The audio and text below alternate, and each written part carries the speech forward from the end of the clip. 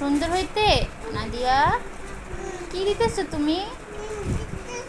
Cream দিতেছো? ফর্সা হইতো? তুমি তো এমনিতেই সুন্দর, আরো ফর্সা হইবা? কেন ফর্সা হইবা তুমি? তুমি ফর্সা না?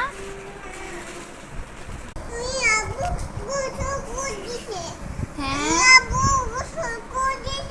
কি করে দিছে? বাবা হুম, ওরে বাবারে আমার আম্মুটা আম্মুটা